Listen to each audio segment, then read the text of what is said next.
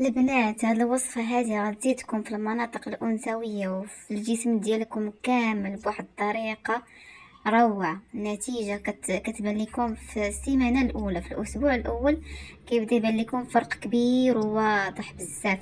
هاد الوصفة هادي كنستعملها أنايا شخصيا، سهلة وصحية، ما فيهاش شي حاجة كاع اللي غادي تضرك.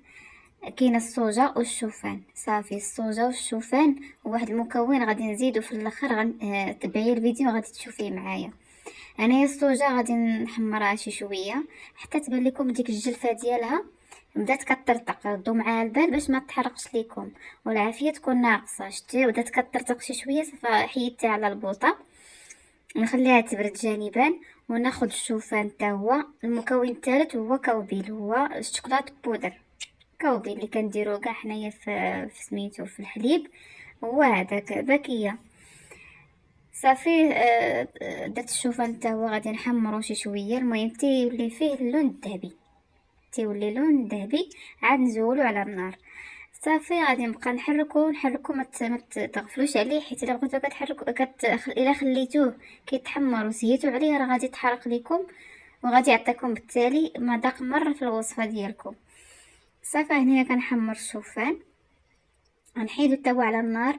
غادي ناخد المكونات بزوج بيهم، غادي نطحنهم مزيان مزيان مزيان. من بعد ما كيبردوا كما كتشوفوا معايا غادي نطحنهم مزيان ونخويوه في واحد الاناء اللي يكون موالمني انني نحرك فيه ونخلط فيه مزيان مع المكون الثالث اللي هو الشوكولاته بودر.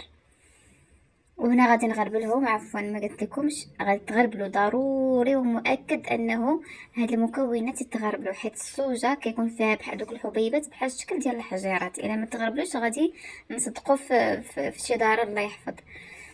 المهم ضروري ما تغربلوا الصوجه. صافي هنايا هاني درتهم في هذا الاناء هذا. غادي نزيد عليهم الشوكولاته بودر ونخلطهم مزيان مزيان تينسجموا ليا العناصر. غادي نبدا نخلط ودوك الكويرات اللي تيبقاو في الصوجه غادي نمعسهم مزيان بالمعلقه مع داك الشوكولات باش ما يبقوش ليا دوك الكويرات ويعكلوني الا كنت كنشربهم مع الحليب. صافي غادي نحتفظ بهم في واحد الاناء وغادي نبدا ناخذ منهم مع جوج معالق صغار او معلقه كبيره مع كاس الحليب. غادي نخلطو مزيان وغادي نشرب كاس بعد الفطور وكاس بعد العشاء وكاس بعد الغداء عفوا وبعد العشاء، يعني 3 المرات في النهار. انا راه تخوت ليا بقيت كنضحك. صافي 3 الكيسان بعد اسبوع اجيو ردوا عليا الخبراء. وصفه فعاله فعاله وتكونوا واكلين مزيان، حيت الشوفان تكونوا واكلين فاطرين مزيان وغطين مزيان معشين مزيان.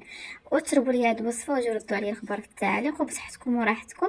وإلا وصلتوا حتى لنهايه الفيديو ما تنساو ما تبخلوش عليا باشتراك ولايك ديالكم وشي تعليق زوين باش تشجعوني ويبقى يوصلكم كل جديد في القناه ديالي ان شاء الله. يلا مع السلامه ودمتم طيبين.